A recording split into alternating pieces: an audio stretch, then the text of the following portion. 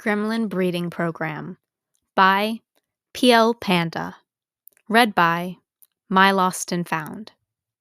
Summary: Midoriya Izuku got expelled on his first day. Nedzu took it personally. Or, how Nedzu decided to turn a problem child into a gremlin and teach Aizawa an important lesson. Who needs a quirk when you have a sledgehammer and low ground advantage? It was already dark when Nedzu got to read through the paperwork of the day. After the assembly, there was a minor mishap with a broken chair. Somehow, a first-year support student managed to turn hers into a flying throne. It even worked. For a total of 90 seconds. Still impressive when she had no tools on her beyond duct tape and a screwdriver. The white animal let out a mad cackle. Oh yeah, this year is bound to be entertaining.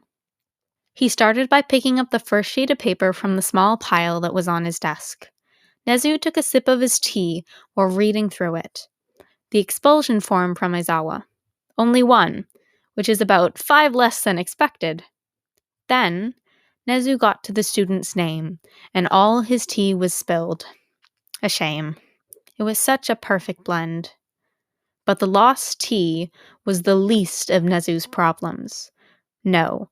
The bigger problem was that Aizawa decided to expel the next one-for-all holder, Midoriya Izuku, and without even consulting Nedzu.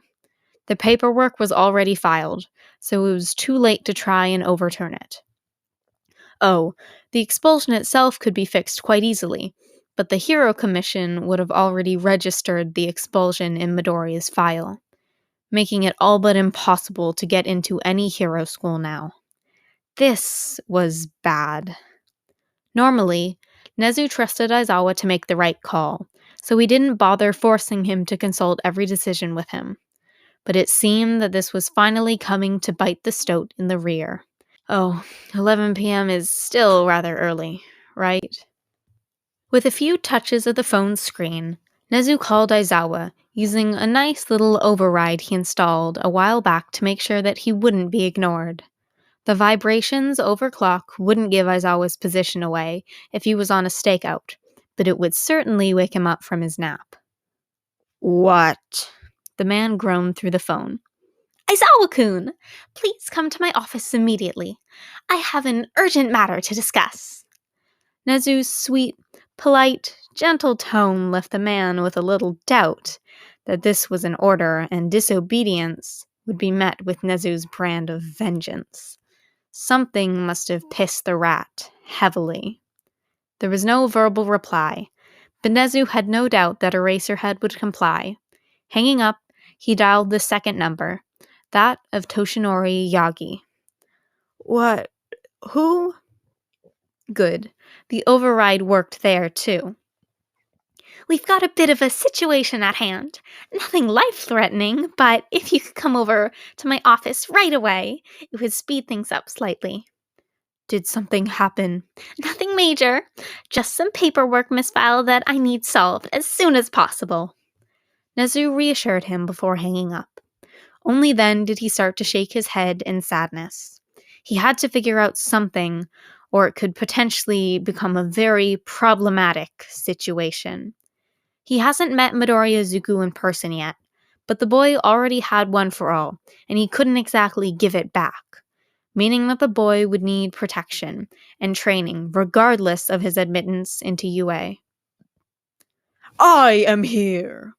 All Might burst through the door of Nedzu's office to find Aizawa and Nedzu sitting by the main desk. Suddenly, Yagi felt like he got called to the principal's office like a misbehaving kid. Or rather, the parent of one. Aizawa certainly looked worse than him. Good, you're here. Good, you're here. Nedzu poured himself some tea and took a sip. He didn't offer any to Aizawa, but Toshinori had a cup in front of him. I apologize for the delay.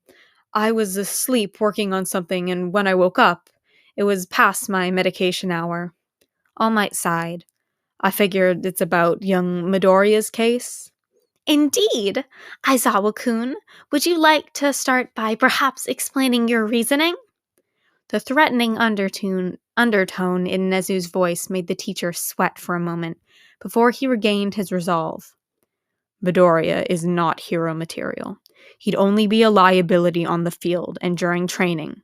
He's simply not ready. All Might buffed himself in indignation. How dare you! Young Midoriya is perhaps the pinnacle of heroism. The boy lacks even an ounce of control. While his quirk is powerful, he doesn't know the first thing about using it. It might be because he only got it during the entrance exam, All Might argued. He's still learning how to use it properly. Precisely. Aizawa stood his ground. He's simply too fresh for the hero course. Tell me, what would have happened if he accidentally used his quirk during sparring? A flick of his finger is enough to send a ball over 700 meters away. His punch destroyed the zero-pointer. Tell me, what would such force do to a human body? That shut All Might up. He was so focused on his student that he hadn't taken account how others might be hurt in the process. While I can see your point, Eraserhead, expulsion was still too extreme. Nedzu shook his head. You could have moved him to the general education course and had him earn back his spot during the sports festival, or even suspended him and signed him up for quirk counseling. In expelling him, you've ruined any chance he might have to become a hero. Expelling him had the additional bonus of reigning in the class. I managed to get them to understand the seriousness of this course on the first day. By ruining a child's life, All Might growled. What is this really about? You are acting illogically. Aizawa's glare penetrated All Might. You show an inexplicable amount of favoritism towards the boy. His quirk seems to bear some similarity towards yours, but I doubt there's any blood relation between you two. So what is this about? That is none of your business, Toshinori huffed. Aizawa, Yagi, please refrain from acting like children. I didn't call you here to talk about that mess. I came to inform you about my solution to the problem. Can you accept him back in? All Might filled with hope. Alas, no. The commission blocked the attempt I made purely out of spite for the last year's mess. Nedzu sent a pointed glare to Aizawa, who once again seemed unbothered. They had zero potential, and expulsion was the kindest thing to do. Well, I agree with you on that. This is the second year where your expulsion happiness caused an overt amount of problems, such as your expulsion privilege is suspended. Aizawa fell on his knees. No, I beg you, please. You cannot. He begged with tears in his eyes. Those monsters will eat me alive. Now, I'm sure you're over-exaggerating. Yagi looked at his fellow teacher in morbid curiosity. Just what made him like that? You'll survive, Nedzu started cackling. Or not. Either way, the decision is final. And for the solution, it's quite simple. I'm taking Midoriya as my student, while hiring him as vice principal. There was complete silence. What? Aizawa stared at the rat in bewilderment. Well, I have full trust in young Midoriya. Don't you think it's a bit unorthodox? It might be, but fret not. I have it planned. UA is technically my hero agency. It serves as a school, but it's still a hero agency. Thus, I'm taking Midoriya as a sidekick starting next Monday. This will give him authority second only to mine. But he would need to get at least a provisional hero license. Which he will get by Thursday at the latest. Nedzu dismissed Yagi's worry. How? Both teachers asked. They were so far out of the loop that they couldn't even see it as anything but a straight lie. I hacked his computer to get to know him, and I found digital copies of some of his notebooks. Toshinori, I'm disappointed. Why hadn't you told me that the boy was a natural genius? Well, he already had notebooks with info on how to take out every single of his former class, as well as a potential counter to Eraserhead, and he didn't even realize what he had figured out wasn't common knowledge. The two men felt a chill go down their spines. Excited Nedzu signified that people were going to suffer. Midoriya slowly opened his eyes. He was still dressed in his school uniform. They wouldn't take at least that from him. Not that it was much. Now that he was expelled from UA, it's not like he could go anywhere. No other hero school would take him, and even normal high schools would reject him the moment they saw his records. He spent most of the previous day crying. His mother did too. Once both of them tired out, Midoriya Inko tossed herself into various laws and regulations to somehow fix this mess. But Izuku already gave up. He was expelled, which meant he had no potential. He would never be a hero. So he just spent most of the evening existing. He wrote the notes on the quirks he had seen during the test on his first, and only, day at UA, but he barely even registered doing so. He just wanted something familiar. He got out of bed, not bothering to change. What was the point? He didn't have school to go to after all. He slowly made his way to the kitchen, only to trip over his feet while passing the living room. There, his mother was talking with a white, chubby animal. "Sweetie, it's good to see you're awake. I planned on waking you up, but the principal assured me that it was okay. He said you needed some time to sleep." "Hello, Midoriya." "Principal Nedzu," the boy shouted, and started to quickly try and stand up, only to trip and fall again. "That's right, it's me, Nedzu. The one who could be a dog, or a mouse, or a bear. But more importantly, I'm the principal." "Actually, you're closer to a stoat than anything else. I suspect that." "Fascinating! It's quite a thorough analysis," Nedzu praised, making Izuku blush and mumble quietly. "I actually came here about that, among other things." The stoat jumped off the couch and bowed low. "I wish to apologize for the gross transgression that happened to Midoriya Izuku. His expulsion was hastily executed, and then he unwillingly became a casualty in the Cold War between the HSC and UA High."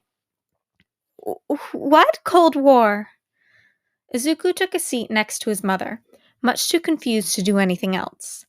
"Well, it's a long story. Over a small economical collapse, 3 illegal black ops, a group of supervillains, and a politician who took inspiration from the wrong history books.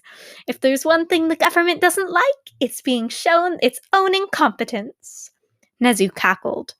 "Not that that's ever stopped me, but ever since that incident, they're trying to make my life a little harder. And I, in turn, decided to make it harder for them." Uh, oh, okay. "Last year, Aizawa expelled his entire class.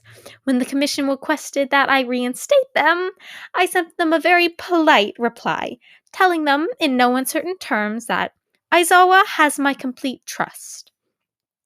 I can see how paraphrasing a 200-year-old book might have angered them. Nedzu chuckled. "Indeed. I'm pleased that you recognize the quote. Not many do." I like pre-quirk literature. It's not about quirks." "I can fully understand." "Anyway, when I tried to reinstate you after Aizawa too hastily expelled you, I found my attempt blocked by the commission." "They responded with your exact quote?" "I'm happy to see you're perceptive." Nedzu nodded. They did, in fact, quote the Chimera's own words back to him. "So, there's nothing to be done." Inko put down her cup of tea. Her hands were shaking slightly. "Not in accepting Midoriya back into school. And I'm afraid that no other schools will take him now." Nedzu bowed his head. "But fret not, for I have just a brilliant plan." He jumped and handed Midoriya some forms to fill. What? Well, it's a funny thing, but there's actually no requirements to take the professional hero exam. You will be taking one tomorrow, in front of a special judging board consisting of some of my spies in the HSC. Then, you will be allowed to take work studies under me and still attend UA, only as my personal student and not as a part of the actual high school. Sadly, you won't get a high school diploma there, but I'm sure you can find an online course. Then, by the time your would-be classmates would be trying to get their provisional licenses, you would most likely already have a proper license. Nedzu cheerfully announced. But what? Oh, please forgive me. I assumed you still want to become a hero. I do. I'll do it. Izuku, sweetie, are you sure? Maybe that was a sign. I'll do it. I'll become a hero. The boy didn't give up. But why Izuku? I understand you might feel slightly bad, but it seems like an awful lot of work to go through for just one boy. I'm of course very grateful, but confused. Inko Midoriya turned to the principal. Nezu's brain soaked in the information, and he almost immediately realized the boy's mother didn't know about One for All. Maybe it was for the best. It's quite all right. As for why, I believe Midoriya has all the traits of a true hero and brain, unlike others. It would be a crime not to nurture his talent. Aizawa got off the bus near the USJ. He was kept on edge for the entirety of the last week. He knew that he got on Nezu's bad side when he expelled Midoriya. He knew perfectly well that there was some sort of reckoning coming. He just prayed that he would survive relatively unscathed. When the students learned that his expulsion privileges were taken away, he lost most of the hard-earned respect among the student body. Keeping his classroom silent enough to sleep was now almost impossible. He could still send the students away or to the principal, but it just didn't carry as much weight as a threat of expulsion for some reason.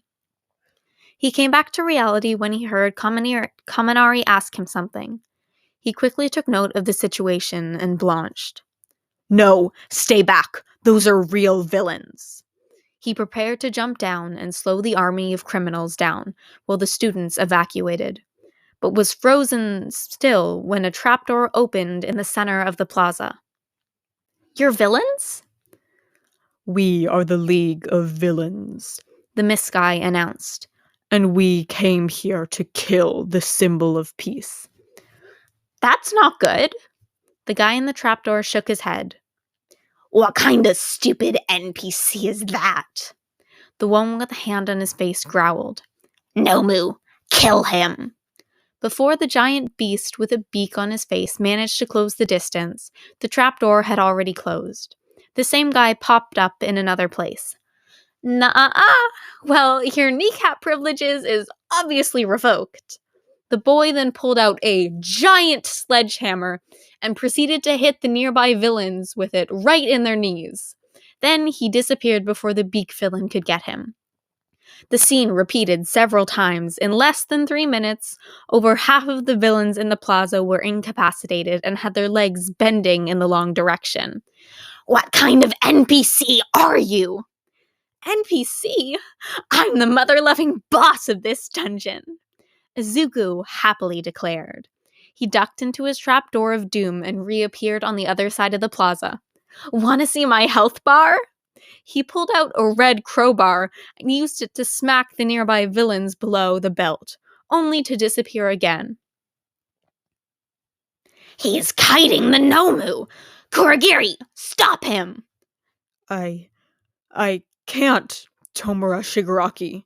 He's somehow able to move undetected. I can't zero in on him. Those tunnels are too confusing. If you weren't our exit strategy, I would have dusted you right now. He's your exit strategy? Nope! Zuku was suddenly next to Shigaraki. He stabbed the leader with a knife and tossed something at Kurogiri. The man's neck brace suddenly covered in electricity and he fell down unconscious. What's this? I didn't sign up for this! The remaining villains were panicking. Get us out of here! Nope. Midoriya was sitting on the Gatling gun platform, lazily eating a carrot. What's up, Doc? The gun started to spin and pelt the remaining villains with rapidly expanding foam that immobilized all of them. The lead villain screamed something about bad level design before his mouth and body were covered in foam. He was unable to even move a finger, much less disintegrate his prison. He also couldn't order Nomu, who no longer had any idea of what to do. Sensei? Momo managed to break through her confusion at the scene. Should we help him? Or in the opposite case, evacuate? Everyone get out of here, as inconspicuously as possible, Aizawa ordered. 13, as soon as you have the connection, inform the other teachers that we have a code Kraken. Is Code Kraken about the villains? Uraraka asked. No, 13 answered in a shaky voice. It's the warning that Nedzu's unleashed his student already. We didn't expect him for another week. He's a gremlin. The space hero was shaking slightly. We're doomed. What's going on? Principal Nedzu took on a sidekick. You've just seen that gremlin in action. He was quite talented, Ida complimented. Well, his methods were unorthodox. We must trust in our superiors. He looked like he hadn't slept in a week. That's because I didn't, Izuku commented, riding a scooter next to the class, who was now outside of the USJ. They all screamed. Anyway, I just need to go tell Nedzu that the situation was resolved. Aizawa-san, I trust you will give the preliminary report to the police? Oh, and there are still some villains in the disaster zones, but don't worry. I set up the auto turrets so they won't get out.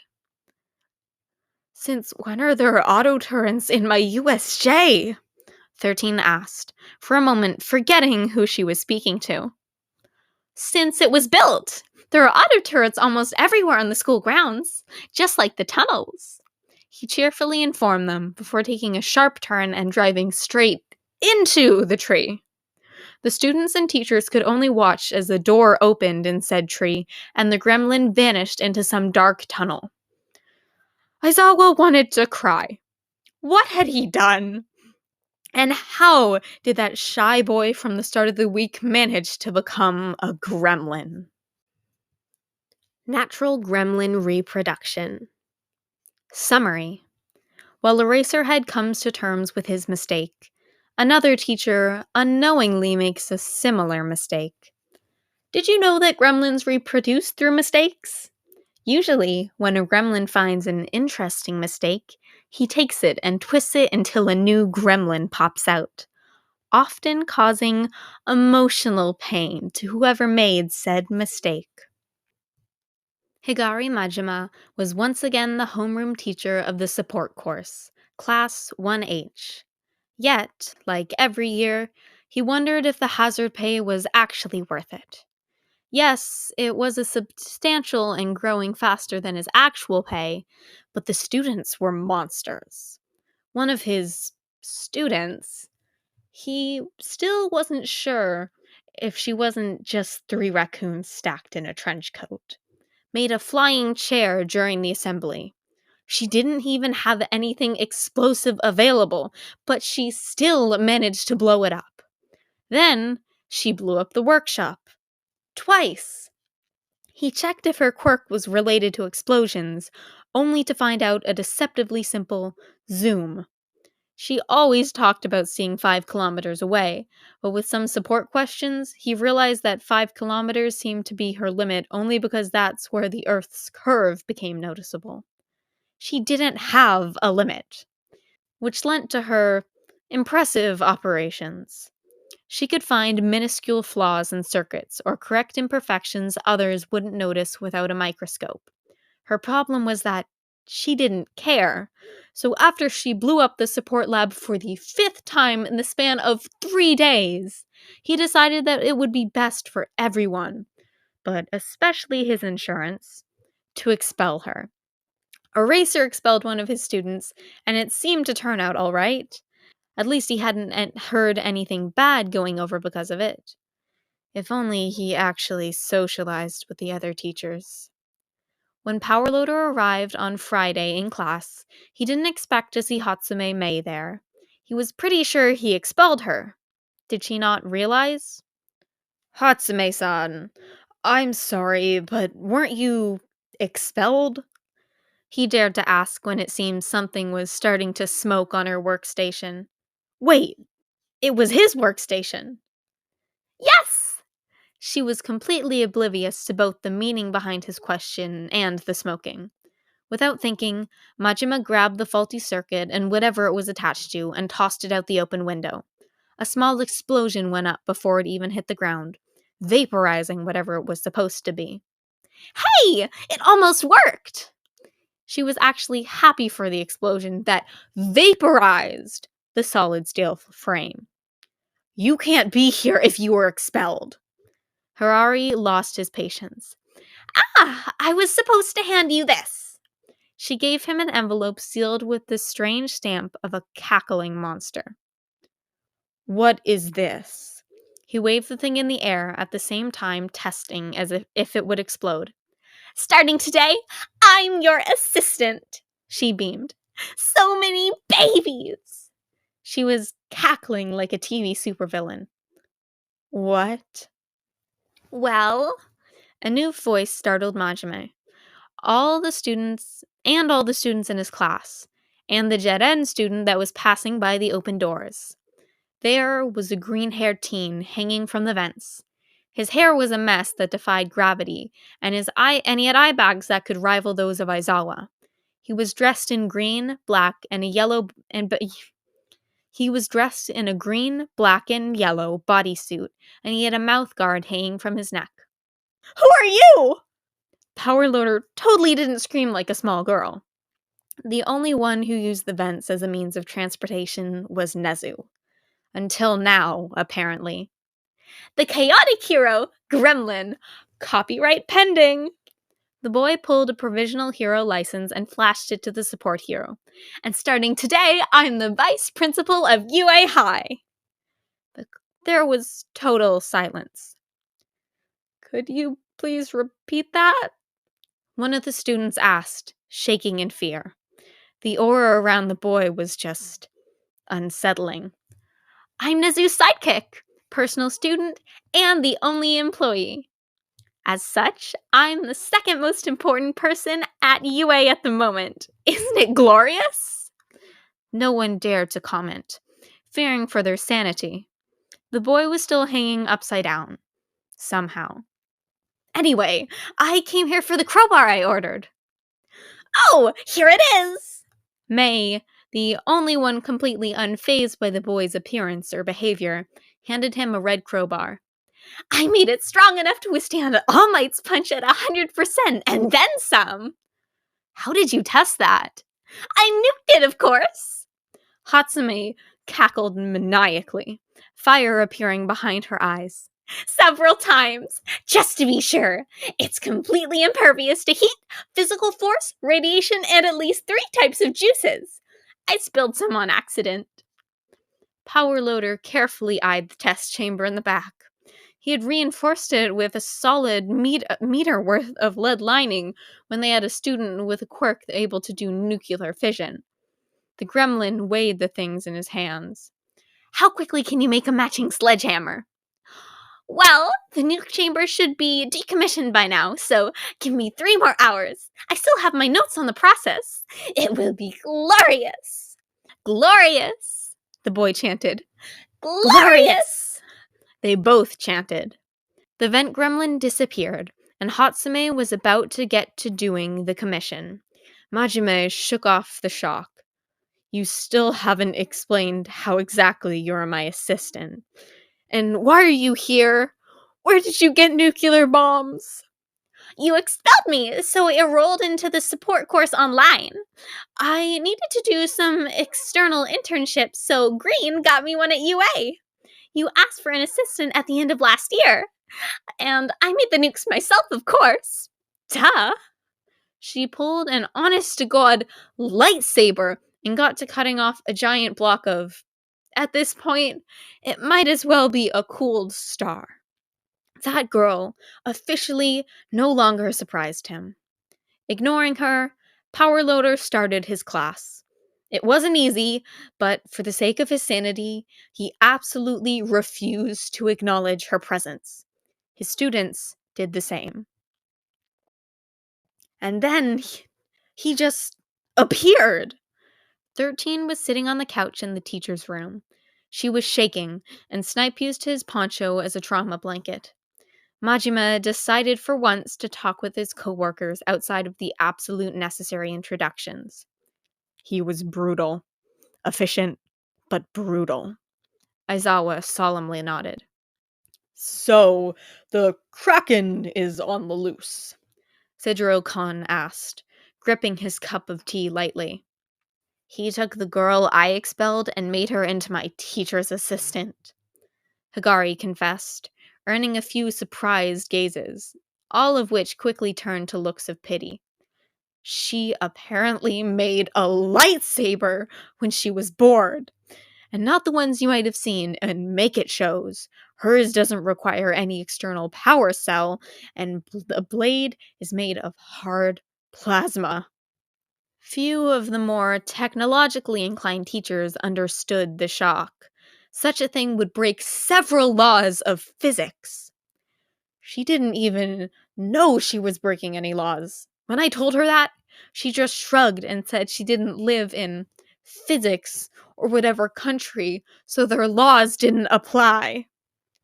Gremlin hasn't slept in a week, Aizawa informed them, returning to the subject. From what I've seen, he's like Nedzu. When he got high that one time on catnip, mixed with rat poison. That sent shivers down the spine of all the UA teachers and made Hound Dog whimper while he rolled into a fetal position. It was a dark week in UA history. So we have 2 gremlins on the loose? It's a pandemic already. Nedzu is doing this on purpose! He's finally snapped! I'm telling you! Midnight cried. We're all doomed! Hi! Izuku walked from inside the TV in the corner. 3 teachers screamed like little girls. The others just cowered in the corner. I came to see what it's like on the other side, he informed, taking a seat in one of the now empty armchairs. He then seemed to remember something and got up faster than the human eye could see. He pulled out a box of something from his pocket that certainly couldn't fit in there and approached Eraserhead. The teachers around him parted like the Red Sea. Here. He handed him the box. At first, Aizawa was hesitant to pick it up, but he decided that if this was how he died, he would take it with any dignity he had left. Inside the box was a sleeping bag. Shota pulled it out, revealing a yellow bodysuit that doubled as a sleeping bag. I wanted to show that I have no hard feelings about the expulsion thing. Izuku smiled, for a moment making everyone forget that he was an unhinged teen with zero care about casualties, insanity, or health. I'm sorry for how it's turned. Aizawa dumbly apologized. Thanks, the boy smiled. It means a lot to me. He took it as a compliment and pulled a nearby lamp, which turned out to be a lever. Then the floor under Snipe opened and he was sent flying into a dark hole. Wrong lever. Izuku took a step back and pulled another lamp, making a rope drop from the ceiling. He grabbed it and yanked twice, making it ascend with him into the ceiling. Snipe wasn't found until Tuesday, and he absolutely refused to speak of what he had seen.